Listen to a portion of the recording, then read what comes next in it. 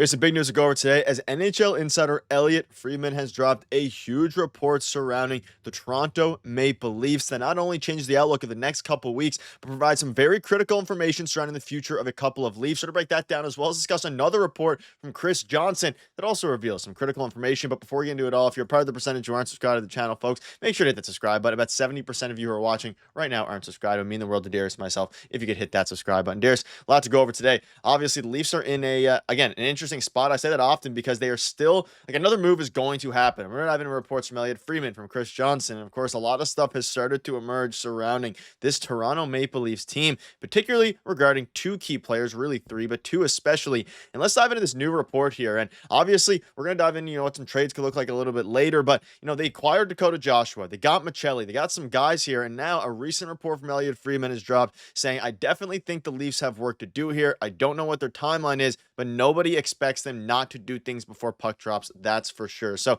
this is obviously reinforcing the fact that, again, we're talking about, a top six move. It's actually good to see Elliot Freeman not come out and say that they're probably done for the offseason, because if that was the case, he'd probably know. He would be the guy to know. And they have work to do. And everybody around the league, executives of other teams, and of course the Leafs believe they are not going to be done yet. And they're going to make another move ahead of October's puck drop on opening night.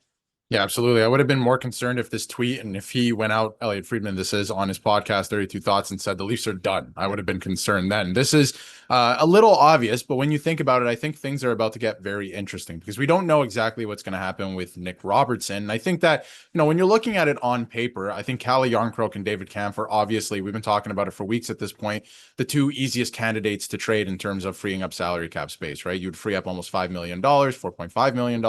And then you can go out with your remaining salary. And if you made another move, then you can go out and get a really, big fish out there to play in your top six. Even if you don't, you can still get a top six player, I believe. So via trade at least. So I think that obviously on paper, it makes sense to trade those two. Now, the thing is league wide, it's been very quiet. And I think that some dominoes are, still some teams are waiting for some dominoes to fall. We have no idea what's happening with Jack Roslovic. He's been linked to the Leafs as well. But I think, if you look at Nick Robertson, I wonder if there's a situation where now they have to maybe use him as a trade chip to free up some salary. It's not as much as Calle Jarnkrok, let's say, but almost a difference of $400,000. So it could, or maybe a little bit less than that. But I think that, they might be looking at that now because across the league, is there interest in David Kampf and Calle Jarnkrok? I think there could be a lot of interest in Calle Jarnkrok because of his cap hit and what he brings to a team. But David Kampf, I'm not so sure. And I think that's really scary for Brad living in the Toronto Maple Leafs because David Kampf, out of the two, really, and out of the three, I should say, really does not have a spot on this team whatsoever. I mean, Scott Laughton is going to be the fourth line center. I think that's what they're envisioning. The center depth is unbelievable heading into next year. And I think they've done a lot of really good things on the wing and with the bottom six, of course. But I think that Calle Jarnkrok league-wide is probably the most attractive because of the experience he brings and all of these things. And the fact that he still can play in a top six on some other team, maybe not the Toronto Maple Leafs, of course, but I think that I'm starting to wonder if there even is interest in David Kampf around the league. And that could become an interesting situation for the Leafs if they then have to trade Nick Robertson. Yeah, Chris Johnson gave some insight on that. He said the Leafs could still ship out one or more of David Kampf, Calle Jarnkrok, and Nick Robertson before the season begins. They've been reluctant to part with Robertson because of his age-related upside. So at this point, it seems that, at least for now, Nick Robertson is going to remain a Toronto Maple Leaf. And I didn't think that was going to be the case, but I think there's a good chance, especially if they ship off somebody else and they make a move, whether it be in the top six or wherever.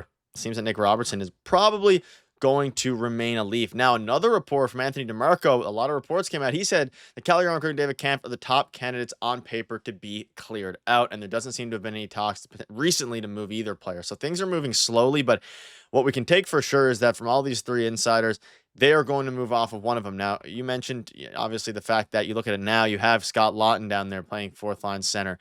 David Kampf, no matter which way you really move things around, doesn't factor into this team. Like, if you're going to play him on the wing, a lot of his value, not that he had a ton of value anyway, but he's a decent depth center that can, be responsible defensively. I feel like the Leafs would probably rather have, obviously on the fourth line, if it's your center, Scott Laughton, probably. Definitely would rather Scott Laughton, but there's also guys like Calle Jarnkrok. They'd probably rather play him. Nick Robertson, although they do different things, you'd probably rather have a spot open for him. So unless they make a move for, moving off Bobby McMahon or Max Domi and everyone else has to move up, depending on who you get back, because you assume you get somebody back, makes things very difficult for, David Kampf to even find a role on this team because, again, we've used this graph a lot, and no matter what way you shuffle it around, I just don't see a world where, David Kemp gets in. But the problem with that is you then have over $4 million on your, not playing on a daily basis, assuming it's Nick Robertson and David Kemp on the outside looking in, and you only have $1.9 million in projected cap space. And again, he's making 2.4. You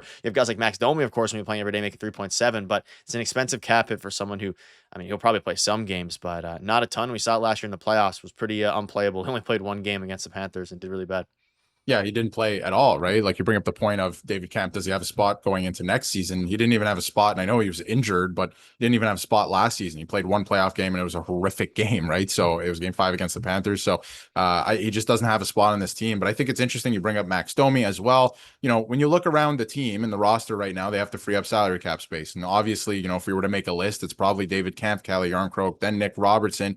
And then maybe if you're looking at the salaries and who you'd actually move off of, maybe it's Max Domi. He makes almost $4 million. That being said, I don't think that they should, and I don't think that they will move off Max Domi. If you watch the playoffs last year, yes, he took a lot of dumb penalties, but you know what you're getting with Max Domi, and he plays that role, right? And obviously he scored a couple big goals for the Leafs as well. So I think that's why you have him. Was it the best regular season? No, and I've been very critical of that on the channel. He has to be better next year, but and I think that he can be, but the thing for me is you have him for those moments, and he did show up big, I think, in certain moments. But of course, give and take with him. But I think it's going to get very interesting. Again, I don't know if they should trade Nick Robertson, but if it comes down to it, to free up salary cap space to then go out and get maybe a Brian Rust or something like that, because that's something that I've been thinking about, where free up enough salary cap space, like $5 or $6 million, you're in an area where you can acquire Rickard Rakell or Brian Rust, and those two could help your team in the top 6. So if it's a situation where it's like, you got to trade Nick Robertson because nobody really wants David Kemp for anything like that, and we got to free up some salary cap space to make this work, to get our top 6 player,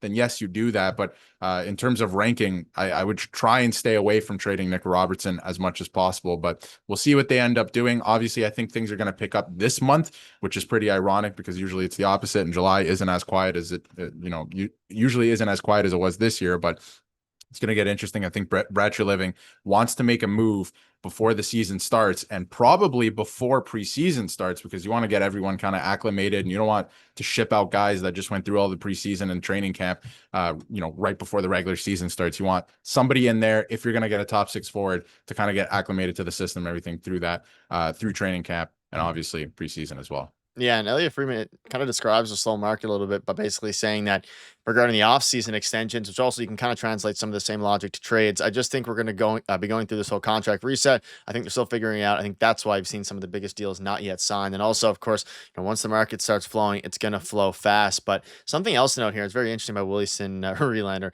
Offensive zone faceoff percentage in the playoffs. You look at McDavid, or McKinnon rather, you look at McDavid, you look at Matthews. Matthews is undoubtedly elite defensively, but a goal for next season should be to stop using him in the DZ situations as much. That's why David Kemp makes $2.4 million for this exact purpose. So again, there is like the flip side where you can find space for him to be used, especially if you want to limit Matthews in some other areas. But I don't know if I just don't see it happening as much. I don't think Craig Berube loves the player right now, or at least clearly the team, some sort of team doesn't like the player. And I also think that as much as we've been talking about trades and things like that, we'll probably have another video on this. And Austin Matthews bounce back, I think, is something that will help solve a lot of the problems as it pertains to the lack of goal scoring. And really, again, it doesn't really affect the David Camp situation, but it kind of helps put a lot of the smaller questions, and answer the smaller questions and take a lot of the smaller questions out of the equation. Because if Matthews goes back to putting up even 40 or 50 goals, which he should do, a lot of their questions are finished, but you could still use one more, either goal scorer or playmaker in the top 6. And ideally someone who can obviously do both. You mentioned Brian Rust, Troy Terry. There's been a lot of names out there, but at the end of the day, they had to move off of one of these 2 to 3 or even 4 players. Obviously not all 4, but one of the 4 to make a deal happen. And I think it's going to happen probably in the next couple weeks based on what we're hearing. But it's been a slow moving market.